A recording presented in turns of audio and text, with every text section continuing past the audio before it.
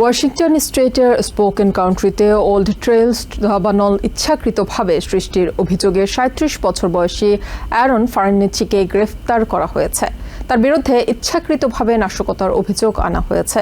Country কর্তৃপক্ষ জানিয়েছে, আগুন ছড়িয়ে পড়ার আগে এক প্রত্যক্ষদর্শী ফার্নেচিকে আগুনের উৎপত্তিস্থলের কাছে সন্দেহজনকভাবে ঘোরাফেরা করতে দেখেন। পরে তাকে জিজ্ঞাসাবাদের সময় তার কাছে ওয়াটারপ্রুফ ম্যাচ ও একটি বিউটেন লাইটার পাওয়া যায়।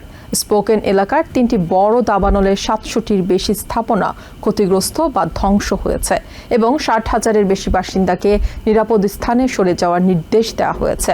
ফার্নেচিকে $1 মিলিয়ন বন্ডে আটকে রাখা হয়েছে।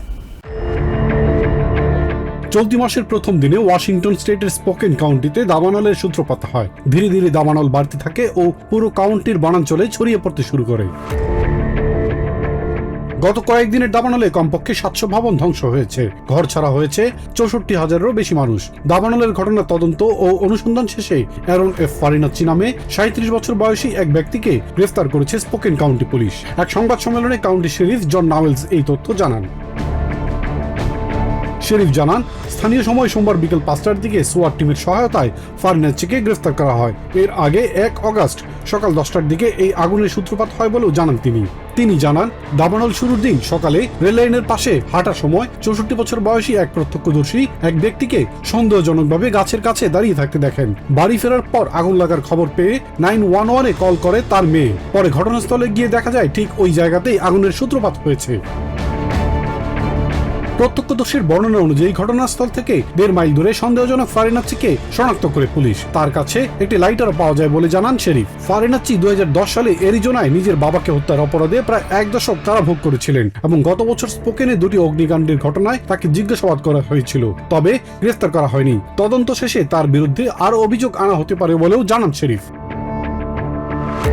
ফার্নেচির আইনজীবী তার মানসিক স্বাস্থ্য নিয়ে প্রশ্ন তুললেও ২০১১ সালে বিচারক তাকে বিচার প্রক্রিয়ায় অংশ নেওয়ার জন্য মানসিকভাবে উপযুক্ত ঘোষণা করেন। তার জামিনের জন্য $1 মিলিয়ন বন্ড নির্ধারণ করেছে আদালত। একই সঙ্গে আগামী বৃহস্পতিবার তার বিরুদ্ধে অভিযোগ গঠনের জন্য শুনানির দিন ধার্য করা হয়েছে। অর্থনৈতিক সংকট এবং প্রেসিডেন্ট ট্রাম্পের নানা বিতর্কিত সিদ্ধান্তের জেরে রিপাবলিকান পার্টির উপর ভোটারদের আস্থায় ধস নেমেছে। বিভিন্ন জরিপে এমন তথ্য উঠে এসেছে। বিশ্লেষকরা বলছেন, প্রেসিডেন্ট ট্রাম্পের একের পর এক বেহিসাবি সিদ্ধান্ত এবং খামখেয়ালিপনার কারণে রিপাবলিকান পার্টি এখন গভীর সংকটের মুখে পড়েছে। ট্রাম্পের ক্রমবর্ধমান অজনপ্রিয়তা এবং আগ্রাসী নীতিগুলোর কারণে আগামী নির্বাচনে ক্ষমতাসীন দলকে চড়া মূল্য দিতে হতে পারে বলে আশঙ্কা করছেন তারা। নতুন সব জরিপ অনুযায়ী প্রেসিডেন্ট ডোনাল্ড ট্রাম্পের কাজের প্রতি দেশের মানুষের সমর্থন ইতিহাসের সর্বনিম্ন পর্যায়ে নেমে এসেছে। সিএনএন এর জরিপে তার অনুমোদন রেটিং 34%, অ্যাসোসিয়েটেড প্রেসের জরিপে 33% এবং কুইনিপিয়াক সার্ভেতে মাত্র 32%। দ্য নিউ ইয়র্ক টাইমস এটিকে 1940-এর দশকের পর দ্বিতীয় মেয়াদের কোনো প্রেসিডেন্টের জন্য সবচেয়ে অজনপ্রিয় অবস্থা হিসেবে অভিহিত করেছে। বিশ্লেষকরা বলছেন, প্রেসিডেন্ট ট্রাম্পের একের পর এক বেহিসাবি ও আগ্রাসী সিদ্ধান্ত এবং খামখেয়ালিপনার কারণে রিপাবলিকান পার্টি এখন গভীর সংকটের মুখে পড়েছে। ভোটাররা যেভাবে মুখ ফিরিয়ে নিচ্ছে, তাতে করে আগামী মধ্যবর্তী নির্বাচন রিপাবলিকানদের জন্য বড় ধরনের বিপর্যয় ডেকে আনতে পারে বলে মনে করছেন তারা। রাজনৈতিক বিশ্লেষক টিম মিলারের মতে, প্রেসিডেন্ট ট্রাম্প সাধারণ মানুষের দৈনন্দিন প্রয়োজন মূল্যস্ফীতি কমানোর বিষয়ে পুরোপুরি উদাসীন হয়ে পড়েছেন। তার প্রশাসন জনগণের অর্থনৈতিক দুর্দশা দূর করতে কোনো কার্যকর পদক্ষেপ নিতে বা বার্তা দিতে ব্যর্থ হয়েছে। হোয়াইট হাউসের সাবেক কমিউনিকেশনস ডিরেক্টর জেনিফার পালমিয়েরি বলেন, মূল্যস্ফীতি বা সাধারণ মানুষের জীবনযাত্রার বিষয়গুলোর প্রতি নজর না দিয়ে প্রেসিডেন্ট ট্রাম্প হোয়াইট হাউস ও রাজধানীতে বিভিন্ন বিলাসী প্রকল্পে মনোযোগী হওয়ায় তার অনেক সমর্থকের মধ্যে হতাশা ভর করেছে। একই মত ব্যক্ত করেন সাবেক রিপাবলিকান কৌশলবিদ রিক উইলসনও। আর এই বিশ্লেষক জন নিকলসের মতে, বিশেষ করে গ্রামীণ এলাকার কৃষক, ছোট ব্যবসায়ী এবং 30 বছরের কম বয়সী তরুণ ভোটারদের মধ্যে ট্রাম্পের প্রতি তীব্র অসন্তোষ তৈরি হয়েছে, যা ডেমোক্রেটদের জন্য সম্ভাবনার দুয়ার খুলে দিতে পারে বলে মনে করেন তিনি। এছাড়া জাস্টিস ডিপার্টমেন্টের বিভিন্ন বিতর্কিত চুক্তি এবং অ্যাটর্নি জেনারেল পদে ট্রাম্পের সাবেক ব্যক্তিগত আইনজীবী টড ব্ল্যাঞ্চের মনোনয়ন নিয়ে তীব্র সমালোচনার সৃষ্টি হয়েছে। বিশ্লেষকরা মনে করছেন, এই ধরনের একরোখা সিদ্ধান্তগুলো জনগণের মধ্যে ট্রাম্প প্রশাসনের প্রতি ক্ষোভ আরো বাড়িয়ে দিচ্ছে বলে মনে করেন সাবেক ইউএস অ্যাটর্নি বারবারা ম্যাককুইড। রয়টার্স ও ইপসোসের নতুন জরিপ অনুযায়ী অর্থনীতি পরিচালনার ক্ষেত্রে এক দশকের মধ্যে প্রথমবারের মতো সাধারণ মানুষ ডেমোক্রেটিক পার্টিকে বেশি যোগ্য মনে করায় এবং দেশজুড়ে ভোটারদের মধ্যে এক ধরনের হতাশা কাজ করায় সামগ্রিক পরিস্থিতি ডেমোক্রেটদের জন্য একটি বড় সুযোগ সৃষ্টি করেছে বলে মনে করছেন বিশ্লেষকরা। করদাতাদের অর্থ কমিউনিটির উন্নয়নে ব্যবহারের পরিবর্তে প্রেসিডেন্ট ডোনাল্ড ট্রাম্প আটকে রেখেছেন বলে অভিযোগ করেছেন সেনেট মাইনরিটি লিডার চাক শুমার। মঙ্গলবার ক্যাপিটল হিলে আয়োজিত সংবাদ সম্মেলনে তিনি বলেন, রাজনৈতিক প্রতিশোধ নিতে এমন কাজ করছেন ট্রাম্প। অন্যদিকে সেনেট মেজরিটি লিডার জন থুন বলেন, ডেমোক্রেটিক পার্টির প্রগতিশীল অংশ দিন দিন বামপন্থী রাজনীতির দিকে ঝুঁকে পড়েছে এবং ইসরায়েল বিরোধী অবস্থানে চলে যাচ্ছে। সরকারি অচল অবস্থা এড়াতে সেনেটে একটি দ্বিদলীয় সাময়িক তহবিল বিল পাশের জন্য এগিয়ে যাওয়ার পর মঙ্গলবার সংবাদ সম্মেলন করেন সেনেটের ডেমোক্রেটিক নেতৃত্ব। সেনেট মাইনরিটি লিডার চাক শুমার জানান, শাটডাউন এড়ানো প্রাথমিক পদক্ষেপ হলেও দীর্ঘমেয়াদী বাজেটে জনস্বার্থ রক্ষাই তাদের মূল লক্ষ্য। ফেডারেল অনুদানকে প্রেসিডেন্ট ডোনাল্ড ট্রাম্প তার নিজস্ব রাজনৈতিক প্রতিশোধের হাতিয়ার বানানোর চেষ্টা করছেন বলেও অভিযোগ তোলেন শুমার। অ্যাটর্নি জেনারেল পদে ট্রাম্পের সাবেক আইনজীবী টড ব্ল্যাঞ্চের মনোনয়ন সেনেট জুডিশিয়ারি কমিটি এগিয়ে নেওয়ায় রিপাবলিকানদের কঠোর সমালোচনা করেন এই ডেমোক্রেট নেতা। ব্ল্যাঞ্চ এপস্টিন নথির 3 মিলিয়ন পৃষ্ঠা গোপন রেখেছে অভিযোগ করে তার যোগ্যতা নিয়েও প্রশ্ন তোলেন তিনি। সেনেটর প্যাটি মারে বলেন, পেন্টাগনের জন্য ট্রাম্পের অতিরিক্ত সামরিক বাজেটের আবেদন আটকে দেওয়ায় সাময়িক বাজেট বিলের ডেমোক্র্যাটদের বড় সাফল্য। সেনেটর ব্রায়ান শার্টস অভিযোগ করেন, প্রশাসনের নানা সিদ্ধান্তের কারণেই দেশজুড়ে পণ্যের দাম বাড়ছে। আলাদা সংবাদ সম্মেলনে সেনেট মেজরিটি লিডার জন থুন বলেন, শাটডাউন এড়াতে সিআর বিলটি সরকারি কার্যক্রম সচল রাখতে বড় ভূমিকা রাখবে। তবে ট্রাম্প সমর্থিত সেভ আমেরিকা অ্যাক্ট পাশের জন্য কিংবা ফিলিবাস্টার প্রথা বাতিলের জন্য প্রয়োজনীয় ভোট নেই বলে স্বীকার করেন থুন। তবে বাজেট রিকনসিলিয়েশন প্রক্রিয়ার মাধ্যমে চেষ্টা চালানোর ইঙ্গিত দেন তিনি। সামাজিক নিরাপত্তা খাতে অপব্যবহার বন্ধে কঠোর জবাবদিহিতা নিশ্চিত করার পক্ষেও যুক্তি দেন থুন। ডেমোক্রেটিক পার্টির প্রগতিশীল অংশটি দিন দিন ইসরায়েল বিরোধী হয়ে উঠছে বলেও মন্তব্য করেন তিনি। ওমানের মধ্যস্থতায় তেহরানের সঙ্গে কূটনৈতিক সমঝোতার ব্যাপারে ওয়াশিংটন আশাবাদী বলে জানিয়েছেন স্টেট সেক্রেটারি মার্কো রুবিও। মঙ্গলবার ওয়াশিংটনে সাংবাদিকদের প্রশ্নের উত্তরে একথা জানান তিনি। রুবিও বলেন, হরমুজ প্রণালীতে নিরাপদ নৌ চলাচল নিশ্চিত করাকে অগ্রাধিকার হিসেবে দেখছে ওয়াশিংটন। এদিকে ট্রেজারি সেক্রেটারি স্কট বেসেন্ট জানিয়েছেন, 1-2 দিনের মধ্যে হরমুজ প্রণালী খুলে দেওয়ার বিষয়ে সমঝোতায় পৌঁছানোর সম্ভাবনা রয়েছে। ওয়াশিংটনে প্যারাগুয়ের ভাইস প্রেসিডেন্ট পেড্রো আলিয়ানার সাথে যৌথ সংবাদ সম্মেলনে স্টেট সেক্রেটারি মার্কো রুবিও বলেন, ইরানকে কখনোই পারমাণবিক অস্ত্র অর্জনের সুযোগ দেওয়া হবে না এবং এই অবস্থানে অনড় রয়েছে ট্রাম্প প্রশাসন। তবে দীর্ঘমেয়াদী সেই লক্ষ্য অর্জনের পাশাপাশি আপাতত সবচেয়ে বেশি গুরুত্ব দেওয়া হচ্ছে হরমুজ প্রণালীতে নিরাপদ নৌ চলাচলের উপর। এ বিষয়ে ওমানের মধ্যস্থতায় আলোচনা চলছে এবং অচিরেই এ নিয়ে আরও অগ্রগতির আশা করছেন বলেও জানান রুবিও। এদিকে ট্রেজারি সেক্রেটারি স্কট বেসেন্টও ইরানের সঙ্গে আলোচনা ইতিবাচক পথে আছে বলে মনে করছেন। তিনি বলেন, দ্রুতই হরমুজ প্রণালী খুলে দেওয়ার বিষয়ে একটি সমঝোতায় পৌঁছানোর সম্ভাবনা রয়েছে। এদিকে কাতারের পররাষ্ট্র মন্ত্রণালয়ের মুখপাত্র মাজেদ আল আনসারি জানিয়েছেন, আমেরিকা ও ইরানের মধ্যে যোগাযোগ বন্ধ হয়নি। কাতার, ওমান ও পাকিস্তানের সমন্বয়ে সম্ভাব্য সমঝোতার বিভিন্ন খসড়া নিয়ে কাজ চলছে। তার ভাষায়, আলোচনা এখনো অগ্রগতির পর্যায়ে রয়েছে, তবে কোনো আনুষ্ঠানিক চুক্তি হয়নি এবং সময়সীমাও নির্ধারণ করা হয়নি। আলোচনার অন্যতম লক্ষ্য হরমুজ প্রণালীতে আন্তর্জাতিক নৌ চলাচল স্বাভাবিক করা।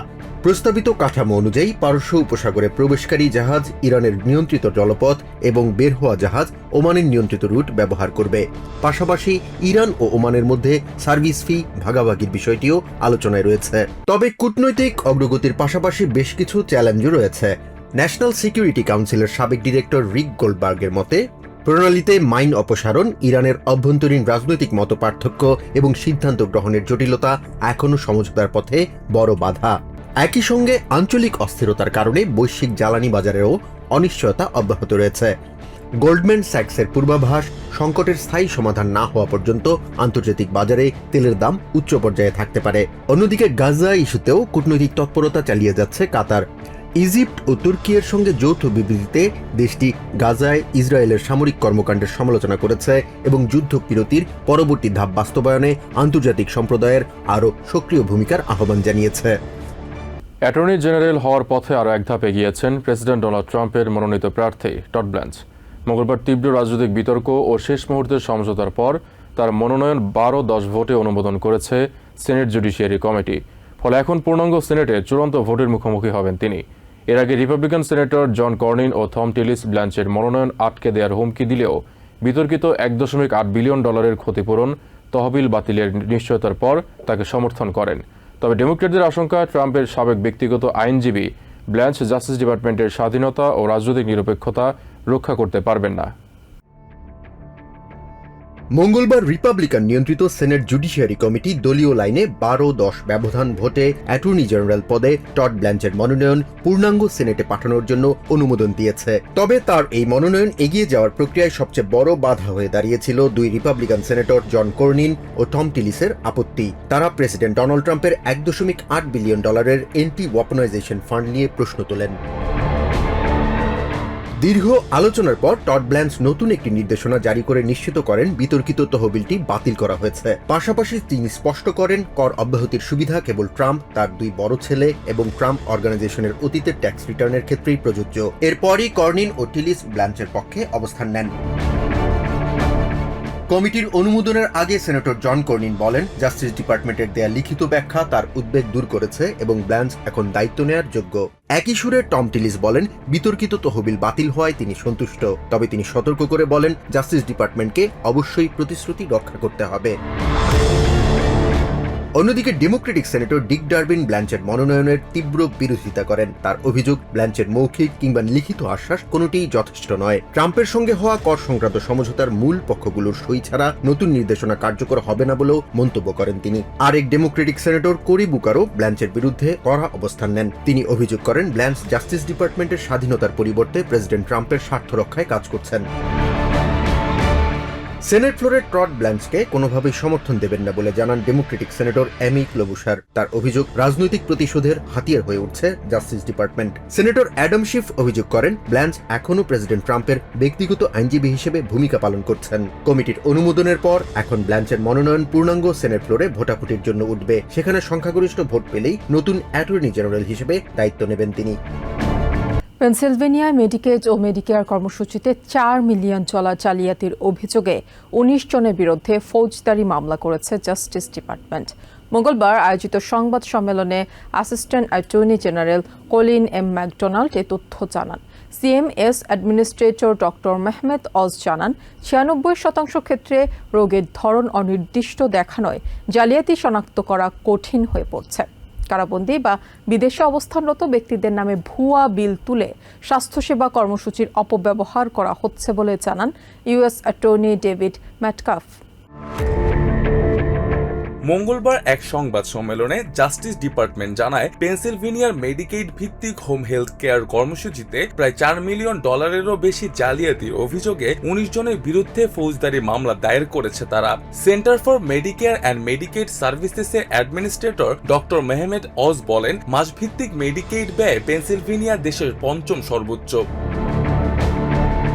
সিএমএস কর্মকর্তা কিম ব্র্যান্ড জানান, ক্যালিফোর্নিয়ায় এরই মধ্যে 1076টি হসপিস প্রতিষ্ঠানকে মেডিকেয়ার থেকে বাদ দেওয়া হয়েছে। গত 4 বছরে দেশের মেডিকেড ব্যয় $2 বিলিয়ন থেকে বেড়ে $10 বিলিয়ন পৌঁছেছে বলে জানান Center for Medicaid and CHIP সার্ভিসেসের ডিরেক্টর ড্যান ব্রিলম্যান। তদারকির অভাবে কেয়ার গিভার ও সুবিধাভোগীরা যোগসাযোগে ভুয়া বিল দাখিল করছে বলে জানান পেনসিলভেনিয়ার ইস্টার্ন ডিস্ট্রিক্টের অ্যাটর্নি ডেভিড মেটকাফ।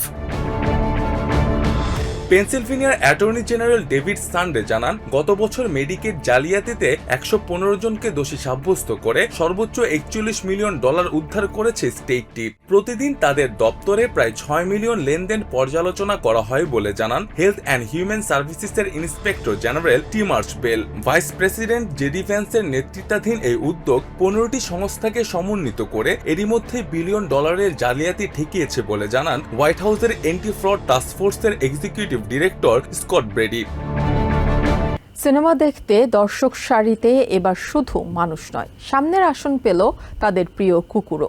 লস অ্যাঞ্জেলেসে 1997 সালের জনপ্রিয় পারিবারিক সিনেমা এয়ারবার্ডের বিশেষ প্রদর্শনীতে মালিকদের সঙ্গে হাজির হয় কয়েক ডজন কুকুর। আগামী বছর বড় পর্দায় ফিরছে জনপ্রিয় এই ফ্র্যাঞ্চাইজি। তার আগে পুরনো স্মৃতি আর নতুন সিনেমার ঝলক মিলিয়ে আয়োজন করা হয় ব্যতিক্রমী এই মুভি নাইট। ডগ পার্ক ছেড়ে মালিকদের সঙ্গে সিনেমা দেখতে হাজির কয়েক ডজন কুকুর। লস অ্যাঞ্জেলেসে সোমবার বিশেষভাবে তাদের জন্য আয়োজন করা হয় 1997 সালের জনপ্রিয় সিনেমা এয়ারবার্ডের প্রদর্শনী। খোলা জায়গায় কম্বল ও চেয়ারে কুকুরদের নিয়ে বসেন দর্শকরা। আয়োজকরা রেখেছিলেন পানির স্টেশন সহ পোষা প্রাণীর জন্য প্রয়োজনীয় ব্যবস্থা। নতুন সিনেমা এয়ারবার্ড রিটার্নসের তারকা গোল্ডেন রিট্রিভার বাডির সঙ্গে ছবি তোলার সুযোগও পান দর্শকরা। We were very excited to find an opportunity to reintroduce সিনেমাটির পরিবেশক সিনেভার্সের চিফ মোশন পিকচার্স অফিসার ইওলান্ডা ম্যাসিয়াস জানান, প্রায় 30 বছর আগে যেখান থেকে এয়ারবার্ডের যাত্রা শুরু হয়েছিল, সেই মূল সিনেমার সঙ্গে নতুন প্রজন্ম ও তাদের পোষা প্রাণীদের পরিচয় করিয়ে দেওয়ার জন্যই এই আয়োজন। একই সঙ্গে 2027 সালের 22 জানুয়ারি প্রেক্ষাগৃহে আসতে যাওয়া এয়ারবার্ড রিটার্নস নিয়ে দর্শকদের আগ্রহ বাড়ানো তাদের লক্ষ্য। I love Air Bud. I grew up watching the movies. I have most of them on VHS. And I'm just excited for the new one. নিজের কুকুর জিওফকে নিয়ে অনুষ্ঠানে আসা মাইকেল হ্যানলন জানান, ছোটবেলা থেকেই তিনি এয়ারবার্ডের ভক্ত এবং সিনেমাগুলোর অধিকাংশই তার VHS সংগ্রহে রয়েছে। জিওফ ছোট থাকার সময় থেকেই তাকে এয়ারবার্ড সহ কুকুরের বিভিন্ন সিনেমা দেখাতেন। পর্দায় কুকুরের ডাক শুনলেই জিওফ তাকিয়ে দেখত বলেও জানান তিনি। I am 37 years old, so I was 7 when the original Air Bud came out, a little over 7, and I've had golden retrievers my whole life. 2 বছরের ছেলে ল্যান্ডন ও গোল্ডেন রিট্রিভার নালাকে নিয়ে এসেছিলেন তারা রাজি। তিনি জানান, মূল এয়ারবার্ড মুক্তির সময় তার বয়স ছিল 7 বছর এবং সারা জীবনই তার পরিবারে গোল্ডেন রিট্রিভার ছিল। কাকতালীয়ভাবে গত হ্যালোউইনেও তাদের পোশাকের থিম ছিল এয়ারবার্ড। ছেলের প্রথম পূর্ণাঙ্গ সিনেমা দেখার অভিজ্ঞতা এই সিনেমার মাধ্যমেই হওয়ায় মুহূর্তটি তার কাছে আরও বিশেষ। I think I've loved Air Bud since I was a kid, and now having my own dog who I'm like, I could teach her how to play basketball. কুকুর মারাকে নিয়ে আসা রেবেকা কাস্তানেদা জানান, শৈশব থেকেই এয়ারবার্ড তার পছন্দের সিনেমা। এখন নিজের কুকুরকে দেখে তারও মনে হয় হয়তো একদিন তাকেও বাস্কেটবল শেখানো সম্ভব এবং সে এয়ারবার্ডের উত্তরাধিকার অনুসরণ করতে পারবে। নতুন এয়ারবার্ড রিটার্নসে এক কিশোরের সঙ্গে বাডি নামের একটি পথহারা গোল্ডেন রিট্রিভারের বন্ধুত্বের গল্প দেখানো হবে। সিনেমাটি আমেরিকার প্রেক্ষাগৃহে মুক্তি পাবে 2027 সালের 22 জানুয়ারি। নিউ ইয়র্ক থেকে সম্প্রচারিত TVN 24 টেলিভিশন বিশ্বজুড়ে বাঙালির কণ্ঠস্বর।